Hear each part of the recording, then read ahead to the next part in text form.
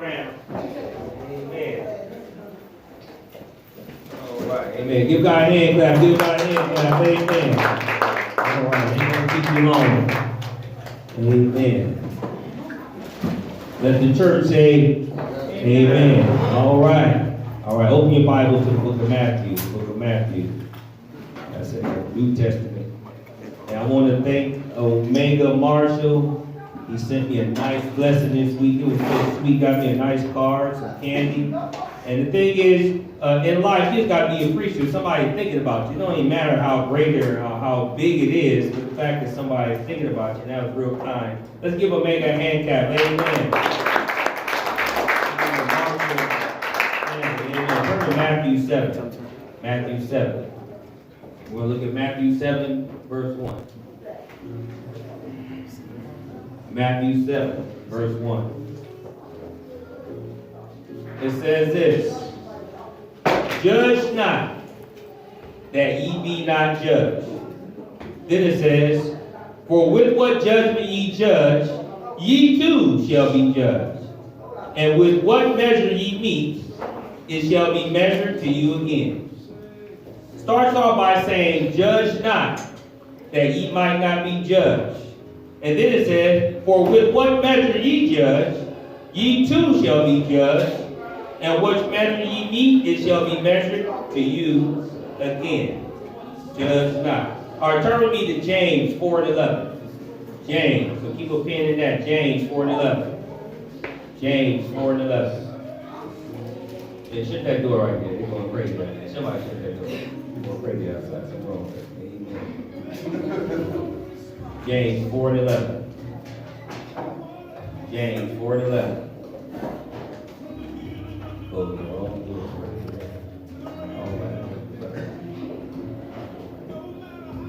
Amen. All right, James 4 and 11. Everybody got that? Amen. All right, somebody read that. James 4 and 11.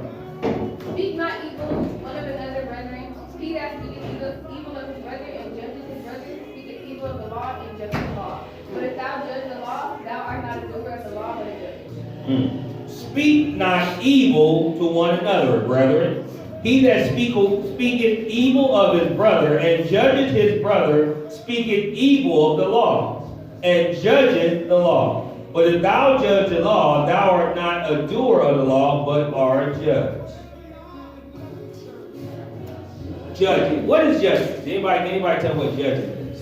And I've been critical. I've been judging. I'm guilty of that a lot. What is judging? Judging is looking down on someone for what they do. Looking down on somebody else for what they do. Judging. It says that we shouldn't judge one another. Can anybody tell me, why should we not judge one another? Anybody? Why should we judge one another? Anybody? Sir? You don't know what they're doing or where they do it from. Amen. He says you don't know where somebody's coming from. See, when we judge, we look at somebody else and we say, look at that, or look at him, man, he gay, or he this, or she ratchet, or we say these different things. But what we don't understand is the whole story. Because when we judge based on our own opinions. We judge based on our own life. We don't know what anybody else's life is like. And the thing is, a smart man said this once: you never know how a man truly is until you walk a mile in his shoes. When you walk in somebody else's life, then you understand their life. So we are not to judge because we don't understand what's really going on with that person. It says here is because when we are judging is based on law. Law. We're going to talk about that in a second. Judging is based on law. Turn with me now to Matthew 8. Matthew 8. We're going to come back to that. Judging. We're going to come back to that. We're going to wrap it up with that. Turn to Matthew 8. Go down to verse 34. Matthew 8. Go down to verse 34. Amen. And it says, and behold, the whole city came out to meet Jesus. All right, Jesus is being introduced here. And when they saw him, they besought him that he would depart out of their coast. I'm going to read it from the Living Bible translation. And the entire population came and rushed out to see Jesus. And then they begged him to go away and to leave them alone. When Jesus came out, Jesus had just done a miracle. he was walking through this place and he saw a crazy man. He actually saw two crazy men. And these men were sort of like gangsters. They used to beat up everybody that came around him. They would beat up and hurt folks that came around him. And Jesus saw these men, and when they saw him, they said, Jesus. Because the demon inside of them recognized that Jesus is God, God of the universe. They said Jesus, and they bowed down, and they said Jesus. Now these men were beat. How many of y'all been beat up before? I've been beat up. Some of y'all ain't gonna tell the truth yet. I'm going on my life. No, you didn't. Some of y'all got beat up. Amen. I got beat up on Jefferson and Crenshaw. I got jumped by two people. Amen. Stumped out on the middle of the street. I got beat up before. Amen. How many of y'all been jumped before? Amen. Hey, you got a whole lot of hands there go up. Amen. Yeah, amen. I think my wife got a little jumping ministry going on one time. Amen. Everybody, it ain't your fault if you get jumped. I mean, ain't like you did nothing. So anyway, these men would beat up people. They would punch people out. And they were evil and big, strong fellas. And they saw Jesus. They said, Jesus. And the thing, when they saw Jesus, they bowed down. And the demon inside of them saw Jesus and said, that's God. And Jesus said, demons, leave that man. Say, get out of here. Get out. And he sent the demons away. What's interesting is, these people used to torture the people in the city. And Jesus healed the men. You would think that the people would have been happy. But when they saw that Jesus changed this man, they were upset. And they told Jesus, man, you got to get out of here. Jesus didn't say a word. He just left. Why do you think those people wanted Jesus to leave? If he did such a great thing in their town. Anybody? Why would, yes, sir. Because they were judgmental people. Oh, that's good, Judge. All right, good. He said those people were judgmental. Anybody? Why would they want? Jesus just did. He stopped the bullies of the town from hurting people, and they asked him, why would they want Jesus to leave? Anybody else? They were getting outside of their comfort zone. They're getting. Oh, I like that. Getting outside their comfort zone, baby. I was going to say that they were mad because Jesus did something good for this man. They wanted something evil to be done to him. Okay, she said they were mad because Jesus did something good for them. Here's what I want you to think about. All you guys are correct. But here's what happens. People often reject change if they cannot remain the same. People often reject change if they cannot remain the same. See, when Jesus steps into the room, something got to change. See, the thing, when Jesus is present, something got to change. The reason why a lot of folks don't come to church because they don't want to change. If you keep coming around here long enough, something going to change. You might get rid of some habits that some gonna change. People see me preaching now, and they like, oh, hell no, him? That's what they say, him. And the thing was, I hung around that Bible long enough, and I started to change. Amen. People can't believe I've been married 24 years. They're like, oh, he used to cheat. I used to wake up cheating.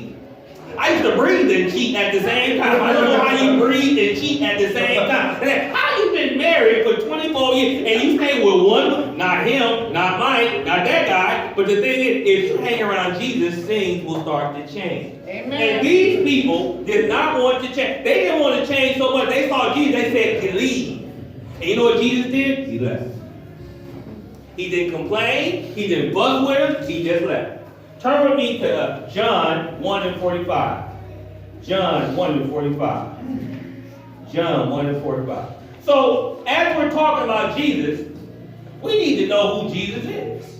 I don't think a lot of folks know. John 1 and 45. John 1 and 45. Somebody read it for me. First John or 1? A regular John. 1 and 45. Yeah. Philip found Nathanael and said to him, we have found the one Moses wrote about in the law and prophets, Jesus, Joseph's son, from Nazareth. Good. Start right there. Philip was looking for this man. See, they had talked about Jesus coming a long time ago. They had written it down. They had written stories about this man, God coming and putting himself in flesh. So they had wrote stories about God coming. And this guy said, Nathanael says, we have found him. That Moses wrote about. Moses wrote about. And they wrote about him, and they said, this is Jesus of Nazareth.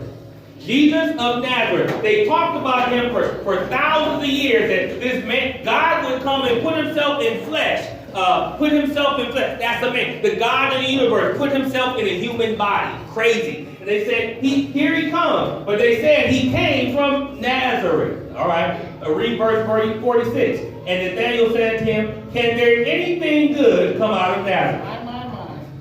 Can anything good come out of Nazareth? Can anything good come out of Compton? Can anything good come out of Watts? Yes. Can anything good come out of East St. Louis? Can anything good come out of Chicago or Harlem or Brooklyn or the projects? Can anything good come out of prison? Can anything good come out of the whole house? Can anything good come out of these places? Yes. See, when they saw Jesus, they said he came from Nazareth. That's like Jesus coming from Compton. Jesus coming from Watts. You know what kind of people come from Watts and from Compton and from South Central? We do. But the thing was, they were judging him because of where he came from. They had never seen, and this guy had never seen Jesus. He's like, he's coming from Compton? Jesus? God in flesh? Coming from that place? How could that be? That's one of the reasons why we founded this church. Because they said, because you from Compton, or you from South Central, or you from Watts, or you from wherever you from, that you couldn't be what you wanted to be. But God says different. So Amen. Jesus came from a place that was rough and tough, where people were thought of as low. People judge. People judge. Next, turn to Matthew 9. Turn right back to Matthew. Matthew 9 and 9. So people judge Jesus because of where he came from. See, that's why I love Jesus, because we have a lot of commonalities. They judged him based on where he came from. When I went to college and they found out I came from Crenshaw, they was like, you went to Crenshaw? And then this white girl said, did you see a dead body? I said, oh my. Then they, are you in a gang? Then they, do you know your father? They asked me all these questions. I promise you they did. Because I'm from South Central. They had an image of who I was supposed to be. And I got a B in the class, and they was like, how? I'm serious, one of the kids, how? I'm like, I told the story. I said, I might be from the hood. I said, but my mother made me go to the library every summer. And I had to sit down there and read 10 books a day and do a book report every summer. All the other kids was outside, I was in the library. I said, that's how I was able to learn how to write. Because just because I'm from the hood don't mean I don't have good inside. So the thing is, it's not where you're from, it's what's inside of you. Amen.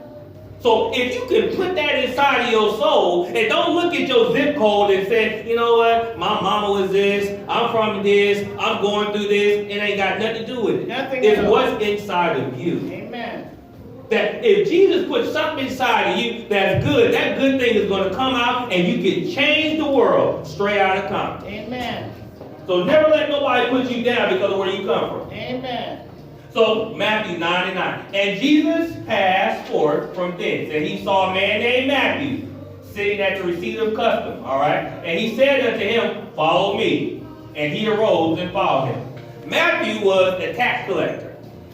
Tax collectors were not people didn't like them. And Jesus was walking, and he looked, and he saw Matthew, and he looked at him, and he says, follow me.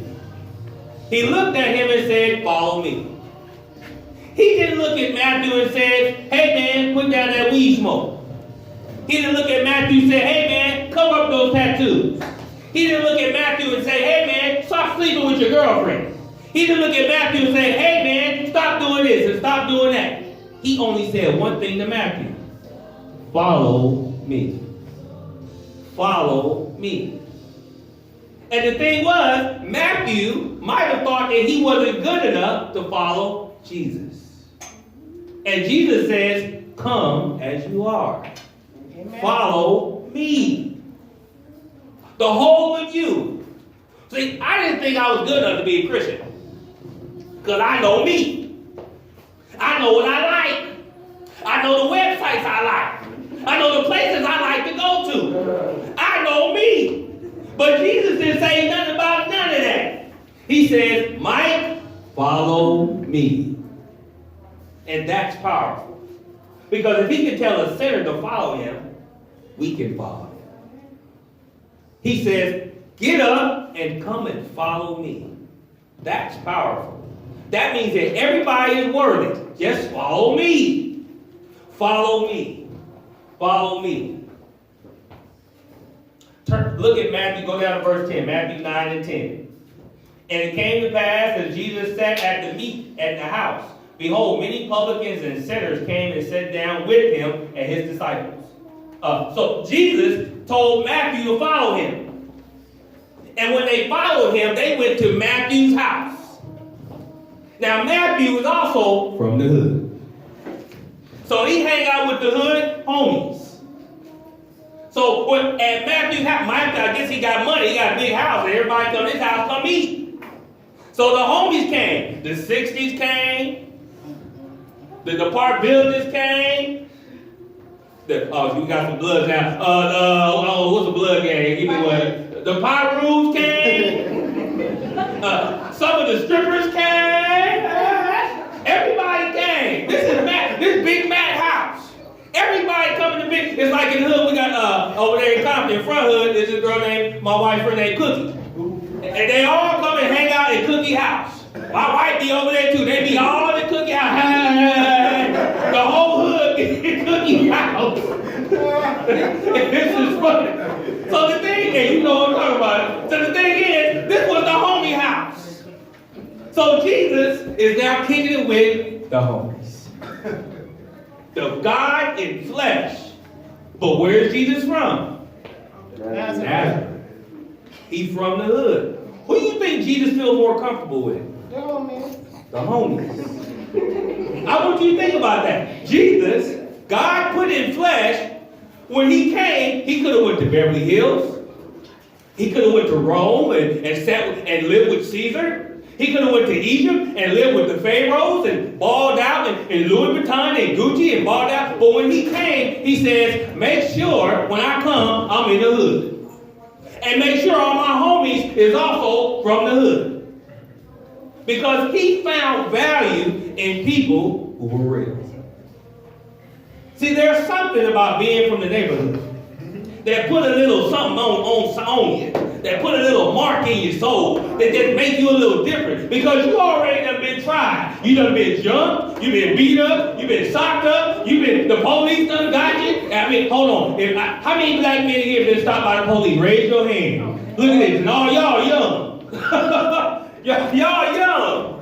We already know what it feels like to have a gun, a police officer pull a gun and say, get out the car. Put your hands on the roof. We already know what that feels like. So when Jesus came, he wanted to be with the people, the real people. He wanted to be with the real folks. All right, let's look at this. Let's look at this. All right, verse 11.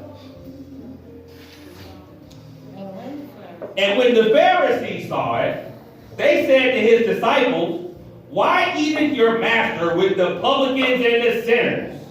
But Jesus, when he heard this, he said unto him, they that be whole need not a physician, but they that are sick. But go ye and learn what this meaneth.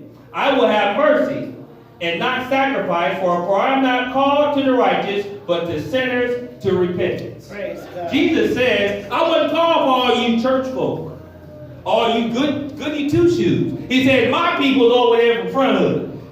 My people's over there from 60s. My people's from 30s. My people's from 20s. My people from Long Beach Insane. My people was in the strip club and just got out of here just in time for church. Some of my people just came from the liquor store. And the church people was like, why? Why would you hang out with those kind of people? Those people of low moral character. That girl had 4 baby mamas. That guy had 5 baby mamas. Why would you hang out with people like that? And he said, because these are my people. These are my people. Amen. Amen. All right. Verse 13. Okay, let's keep going. Keep going. Look at Matthew 9:14. Matthew 9:14. Then came him the disciples of John, saying, what do we and the Pharisees fast off? I'm going to translate that. but thy disciples fast not. Let me translate that. Verse 14 says, then came to him the disciples of John, saying, why do we and the Pharisees fast often, but thy disciples fast not? So, Jesus was not only judged by the Pharisees, which were the pastors. He had a good cousin named John. And John had his own disciples. And disciples are church members. And the church members said, we fast all the time. We're good church members. How come them rolling 60s you hanging out with don't fast? How come them strippers ain't fasting? How come them alcoholics ain't fasting? How come the weed smokers ain't fasting? And you call them Christians. How can they be saved and they're not fasting? They're not Christians like us. I saw her sitting naked last night. She ain't no Christian. I saw that man cheating on his girlfriend. How can he be saved?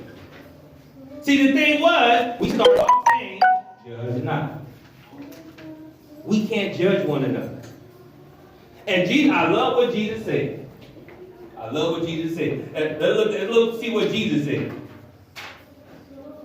So verse 14, they said, John's people said this. And Jesus said, verse 15, Jesus said to them, can the children of a bride's chamber mourn, as long as the bridegroom is with them? But the days will come when the bridegroom shall be taken from them, and then they shall fast. All right. Then he says, no man putteth a piece of new cloth unto an old garment. For that which is put in to fill it, taketh up the garment, and rent is made worse. I'll translate that. Neither do men put wine into old bottles, else the bottles break, and the wine runneth out, and the bottles perish. But they that are new wine shall have new bottles, new wine put into new bottles. All right, I'll translate that. So Jesus said this. You guys are old Christians. These are new Christians. He says, what works for you ain't gonna work for them. They have Instagram and Snapchat and instant nakeds and FaceTime and all kind of craziness. They have Molly, Wally, and Polly. They have, you can have sex anywhere. Girls are super freaks. They got all kinds of stuff that you old Christians don't know nothing about. See, I'm from the old regime. And Jesus says, this is a new one. And he says, what works for you ain't gonna work for them. But they're going to be saved like me, saved, sanctified, and speaking the Holy Ghost. Not these. If they start speaking in tongues, there's going to be a whole lot of cuss words flying up out of the room. Because their tongues is totally different from our tongues. And Jesus, all Jesus told them was, follow me. See, here's what happens when you follow Jesus. The longer you walk with him, the more he'll change. That's where your saving is not going to be by you coming to this church. You come to this church to get filled to go back out. But the saving for you is the longer you walk with him, the more you will change. That's why it's important that you keep reading your Bible. Keep coming to church. Because the more you do, the more you will change. You will start to grow. You will start to get better because you're walking. See, the thing is, this old saying said, if it walks and quacks, it must be a duck. But see, the only way we know it's a duck is because you keep walking and quacking. So your saving is in your walking. When I first got saved, I was still into a whole lot of craziness. But I was saved. We can't discourage folks from their life just because of their lifestyle. If God accepted you, like God accepted Matthew, then you saved. See, I don't have no heaven to put you into. Bishop Over don't have no heaven to put you into. Pastor Luther Keith ain't got no heaven to put you into. Only Jesus has that. Because Jesus is the one that will judge us. And if God be for you, who can be against you? That pissed off a whole lot of folks. I know a whole lot of folks mad at me. They be like, what? Him? And I had to tell them, if God be for me, I don't care if you against you. Because what you do don't matter. Because God got me. I only need one cheerleader. As long as God is cheering for me and prospering me, I'm good. You can hate all you want. Matter of fact, one of my friends was hating one day, and he was like, I thought you paid your tithes. I said, thank you for the hate. I said, because guess what? Because you just hated, what I was looking for just came. And he was like, what? I said, yeah, thank you for the hate. Because see, when God see a hater hating on his child, you get blessed. Because he wants them to have that effect. Like when they see your blessing, when they see you doing good. Yesterday, he got 3rd place in a race against big college people. Give him a hand clap. It was my boy. And guess what? When he was injured, there was people hating on him. Always faking injury. Always faking this. Always faking that. I remember because I heard the haters saying it. And yesterday he raced in a college race and came in 3rd place. Look at God. Faithful. Come to church every Sunday. That's what God will do for you if you keep walking. Keep walking. Keep walking. All right, we're almost done. We're almost done. All right, turn with me to Proverbs. Proverbs 18. Proverbs 18. Proverbs 18. We're going to go to Proverbs 18:21. Amen. Proverbs 18. Good to see you, Sister Ray. Proverbs 18 and 21. So, because you guys are part of the new church, the new Christian will look different. Jesus is the same yesterday, today, and forever. Jesus doesn't change. People do. What worked in 1980 ain't gonna work in 2020. That's why this church was called. Because the old church is dying off. It's time for the new. You guys are the new. That's why you guys are so important. Each of you is a seed. A seed. And what's going to happen with that seed? It's going to be planted somewhere. You might move to Houston, Texas. And you're going to go out there and plant a new different church of life. They be like, oh, and Sister Zion going to be up there bringing it down. They're going to be like, that's Zion. You don't know what you are going. You know what's beautiful about a seed? You don't know what it's going to turn into. You guys are so important. You don't realize in the spirit realm, the angels are cheering. They're like, yeah, that's my boy, Omega. Yeah. And the devil's like, he was smoking weed. That's still my boy, Papa. Because there's something inside of this seed that's going to grow into a man. You ladies are going to grow into women and mothers and business owners. You men are going to grow into fathers and professors and teachers and business owners and lawyers and police officers. We need each and every one of you seeds to grow. You know why? Because Satan is taking down so many of your peers. Everybody here knows a person that's your age that died. Died before their time. So you're the seed that's going to grow into that healthy plant, that healthy tree, and provide for others. All right, Proverbs 18:21. So because we're these seeds, Proverbs 18 and 21. Somebody read that. Death and life are in the power of the tongue, and they that love it shall eat the fruit thereof. Death and life are in the power of the tongue. What does that mean? You have to be, go ahead. I was just gonna say, like, for instance, don't like speak negativity because whatever you speak is that's what's gonna happen. Ooh, say it. He says, don't speak negativity. My wife is very adamant about this. She get on me. Anything happens, she speaks the positive. She don't even play when she's sick. She don't even play. Ain't that wrong? You're like, what? You call, I'm good. Her head hurt. I'm straight. Got a headache, but I'm right. She don't play nothing. Her leg hurt. Take it off. I got a cramp, but I'm straight. She don't play nothing. Because anything happened to her, she says the opposite. The tongue is the most powerful muscle in your body. If you didn't know that. It is the strongest muscle. You got these big. Bishop came home for my mother saw Bishop yesterday and said, boy, did you on steroids? He's Jamaican, so he had a little Jamaican accent. He said, boy, you on steroids? Because Bishop all big and that bitch lifting weight. But he don't realize his strongest muscle is the tongue. Your tongue is your strongest muscle. But it's also your strongest muscle in the spirit realm. Because what you say will happen. The things that you speak will happen. Look around this room. We spoke this church into existence. And the only person that was rolling with me was that little fella right there. Just by speak. No, everybody else say you crazy, ain't no laugh. And 5 years later, we still here. And God is growing. So speech is powerful. It says death and life is in your tongue.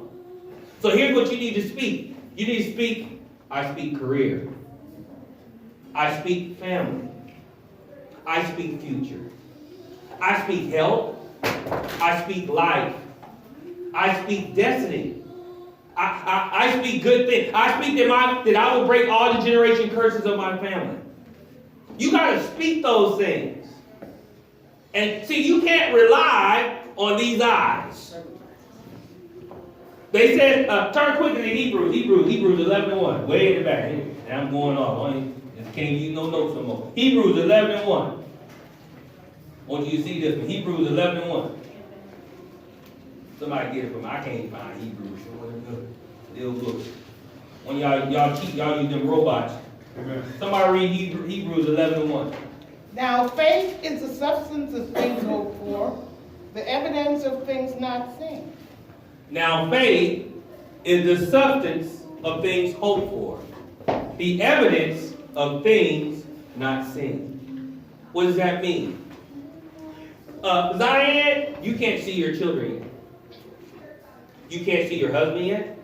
You might be able to, but you might not see. You can't see him in his suit walking you down the aisle. You can't see your 2 cars yet. You can't see your pool in the backyard. You can't see your 3 children jumping up in the bed happy. But guess what? You can say in faith, I say destiny. You can call it in faith. Because if you put it out there in faith, now it's there. So the thing is, faith is the substance of your hope. You have to have hope. And you can't let your eyes determine what you see. You can't let your eyes... See, Satan controls everything that you see. Ephesians 2:2. He controls everything you see on your phones, on the TV, in the movies, the radio. Why do you think music is so negative? Why do you think the black woman is a hoe in music? Why do you think the black man is a gangster and a killer? Every song you listen to, I'm murdering everybody, got a gun, but you can't move, busting cat. Why are you murdering everybody? What? If you murder one person, you're going to prison. Hey, I killed everybody, 50 bodies in the trunk. What? You ain't got 50 bodies nowhere. See, the thing is, the enemy speaks these lies to you. Amen, amen. To get you off center. So that those children, that family, that husband, that house won't happen.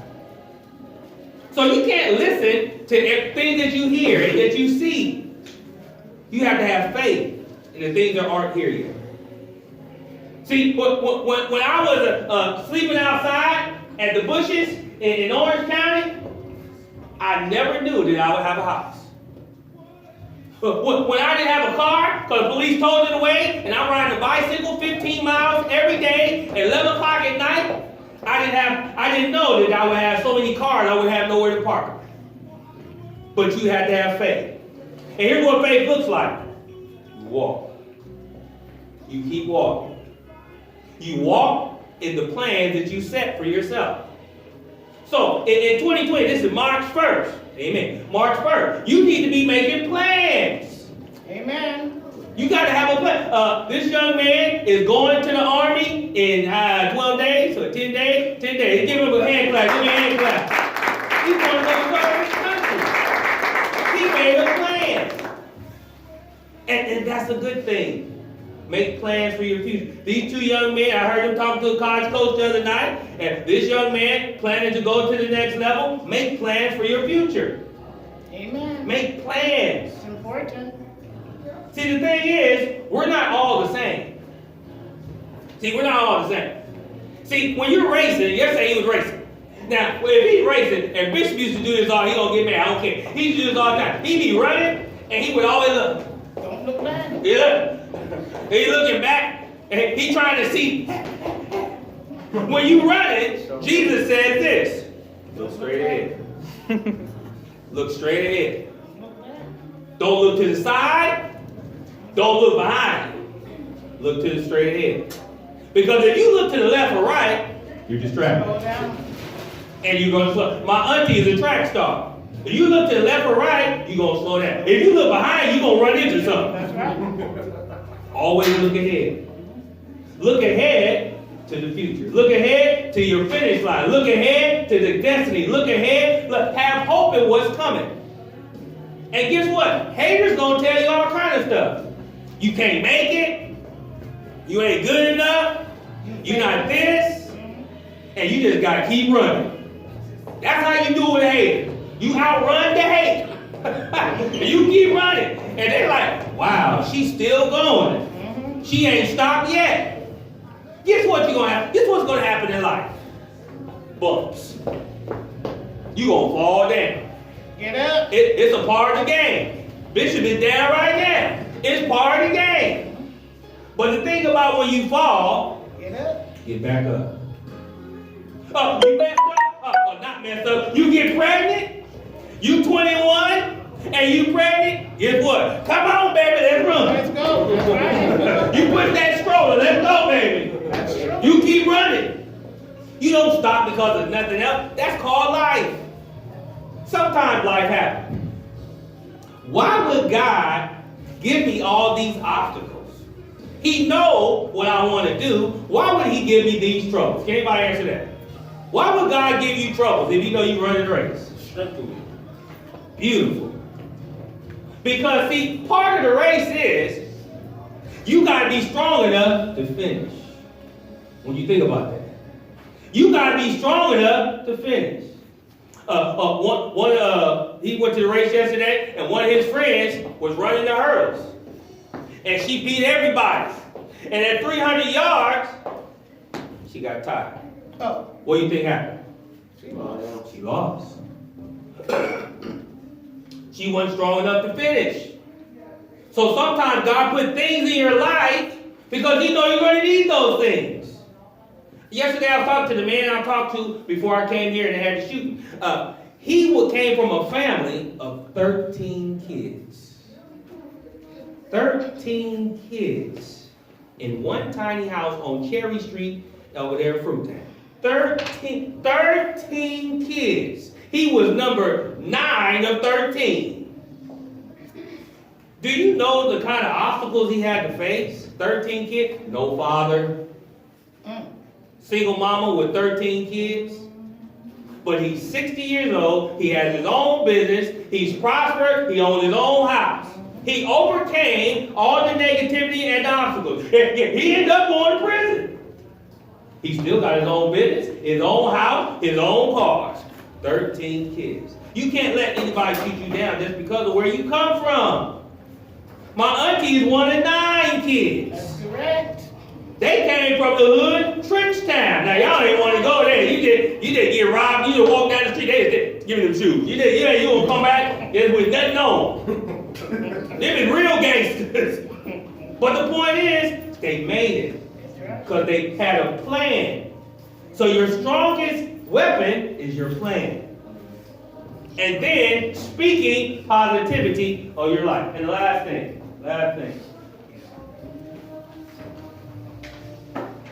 Last thing.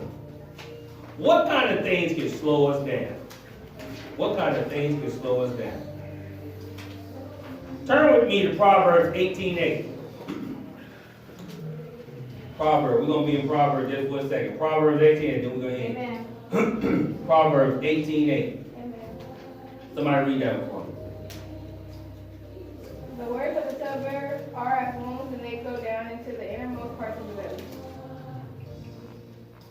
What dainty morsels are rumors? They are eaten with great relish. Does anybody know what gossip is? Gossip. Anybody tell me what is the definition of gossip? I'll give you Merriam-Webster's definition. Gossip is casual, are unrestrained conversations about other people regarding details that cannot be confirmed or denied. Gossip is conversation, casual, about somebody else, about details of their life that cannot be confirmed or denied as true. And the Bible says it's a dainty morsel. Some of y'all be like, ooh, I got that juice. Juicy. TMZ. I mean, they made millions of dollars. All they do is gossip about things that they cannot confirm or deny. Now, why are we talking about gossip? First of all, do men gossip? Yes. Oh, okay, yeah. Let's get that bit out of here. Yeah. Men gossip too. Amen. All right, so gossip, look at Proverbs 16:28. Proverbs 16:28. It says, a forward man soweth strife, and a whisperer separated the chief of his friends. So, a gossiping man creates strife. And then it says it separates friends. So, while you're running your race, you ain't got time to be over there, hey, girl, did you see him? You ain't got time for all that. Because if you're running and you're gossiping, you're wasting time. Or worse, you're putting dissension in somebody else's life. So, you don't have time to be gossiping. You guys are in a race for your life. You got to slow down on the negative things. Slow down. Here's another one about it. Look at Proverbs 21:23. Proverbs 21:23. It says, whoso keepeth his mouth and his tongue keepeth his soul from trouble. Some of y'all talk yourselves into trouble. Talk yourselves into getting jumped. Talk yourselves to pull up, pop up. Let social media. The other day I posted something and people was on social media and they start arguing. I joined the argument, I'm arguing with them. And then I thought about it. This is social media. This is stupid. It is not real. You are my real friend. Why are we about to fight over Kobe? I don't even know Kobe. Kobe don't know me. What? Why we gonna fight over that?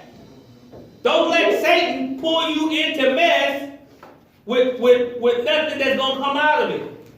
You have to walk away from those things. You have to walk, because the enemy is powerful. The enemy ain't no joke.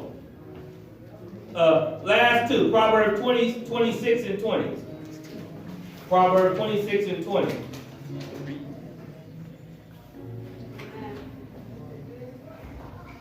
It says, where no wood is, there is no fire. So where there is no talebearer, there is no strife.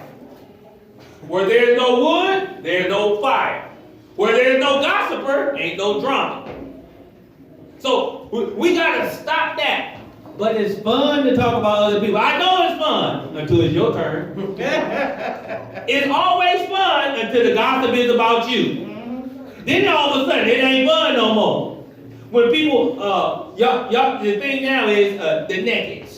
So you and your boyfriend in a relationship, and y'all do some little stuff, and he take a picture of you, you take a picture of him, and y'all break up. And he mad because you moved on. So he take your picture and he put it all over social media. Or he show your video what y'all was doing on Valentine's Day all over social media. Now guess who the gossip is about? You.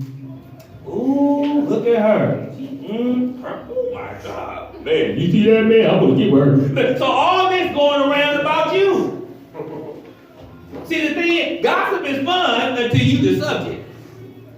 To avoid all of that, judge not, and you won't be judged.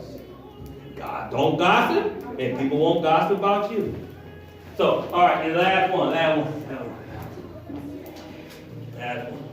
Proverbs 11 and 13. Proverbs 11 and 13. Proverbs is an excellent book for new Christians. If you are a new Christian, it is an excellent book because it's just simple stuff that just makes sense. Proverbs 11 and 13. It says, a talebearer revealeth secrets, but he that is faithful of spirit concealeth the matter. Let me translate that. How many of you have a best friend? You know what makes your friend a best friend? If you tell them something and they keep it. They keep it there. That's what a good friend is. You can tell them some crazy stuff. And they just be like, hey, man, you wild. All right. I got you. So you want to be that type of friend. That when somebody gives you something, even though it's dainty, you like, whoa, if I drop this, it's gonna crack. You have to keep it. But also know this too. Every friend got another friend.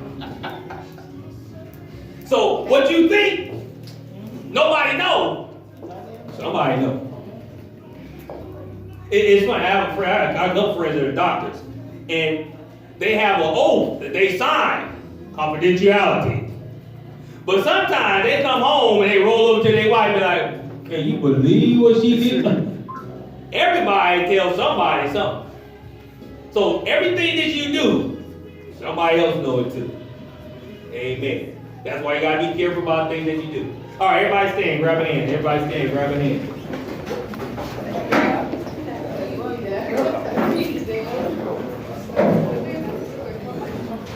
No, you think you good. Start that over for me, Johnny. Oh. All right, everybody grab a hand. All right, y'all fight it. All right. First of all, let's give God a hand clap. Amen.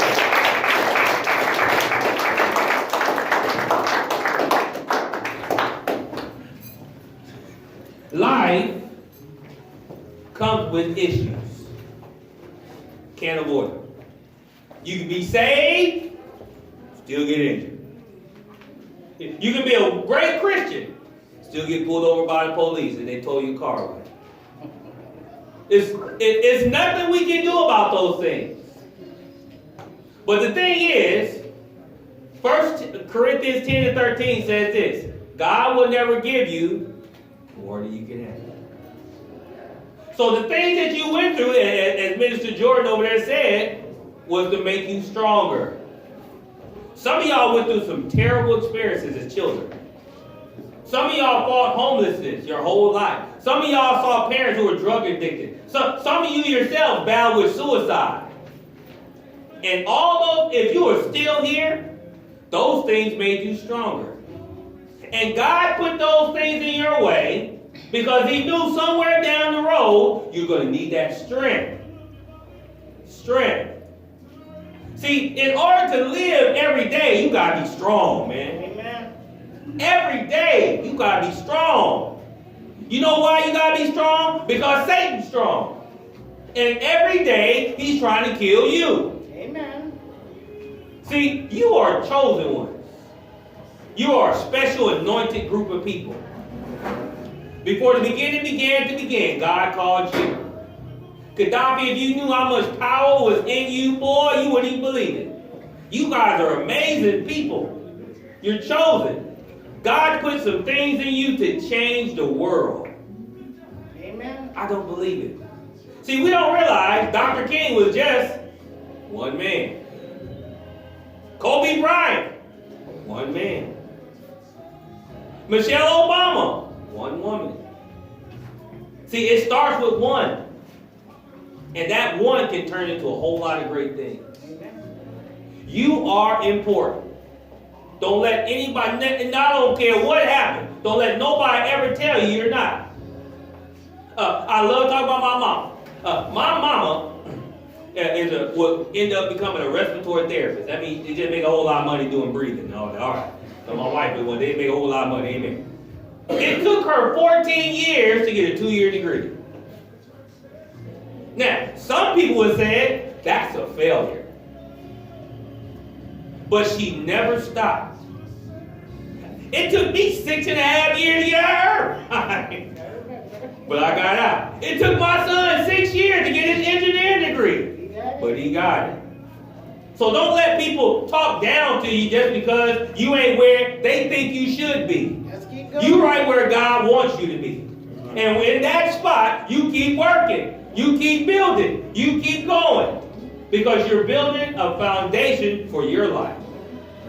Some of you guys are going to do so many great, amazing things. I am so excited. I wish I had a little time machine. I could be, but you guys are going to do amazing things. You got to be excited. Don't trouble your ass. Stop you from progressing. Keep moving. Because once you stop moving, your dreams die. Amen. Anybody got a word? Anybody got a word? Mr. Eric gone. Anybody got a word? Anybody got something to say? Anybody? Strong word, Michael. Strong word. Amen. And to you youngsters, what he's saying is true. Listen and move forward. Dream big. Make a plan for yourself, for your life. It's important. Write it down. Amen. The Bible says, make a plan. Write it down. When you write your plan down, God is looking at it. Amen. And when the Holy Spirit sees your plan, He'll enhance you to do that plan. Amen. So, that's a solid word. Amen. Amen. Amen.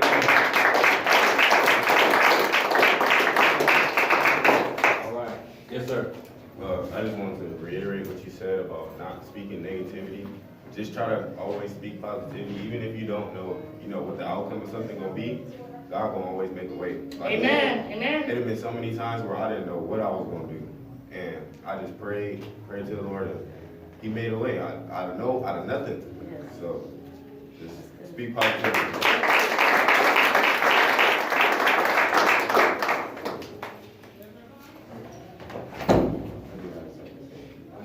I want to apologize before I even say anything first for Tuesday, what I did on Tuesday. I need to just get better at controlling my anger. But what I did want to say was also that follow through is also very important, because you can affirm something to yourself and keep telling yourself that, and then there's no follow through. Then that'll be lying to yourself. Then you'll start to move backwards instead of moving forward. So follow through is probably the most important part of what he's saying, because it's what's actually going to get you there. And it's just a matter of not quitting. Quitting is the only thing that it not gets you where you need to be. Amen. Give me a hand clap. All right. Before I pray, he told me this once. He said, it's an old guy too. He said, the only time that you ever fail is when you quit. What do you think about that? He says, you're never a failure as long as you keep trying. So some of y'all, I know some of y'all got some hard stories. Some of y'all homeless right now. Just don't quit. Keep believing.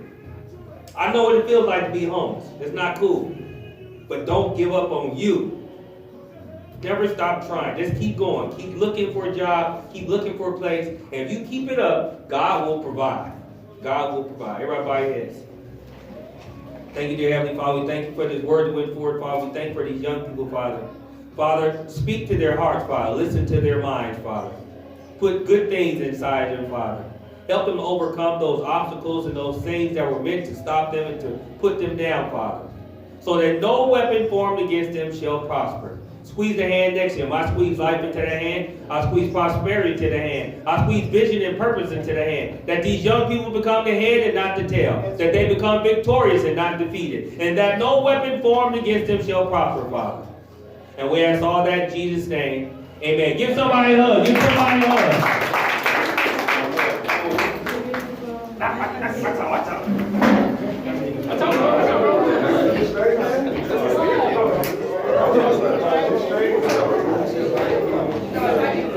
You sticky. I'm sticky. Watch out, bro. Hold on. Let me cut the camera off. Come on, bro. You done hurt my homie now. Watch out, bro. Move. Hey, yo, here. You got a weapon on.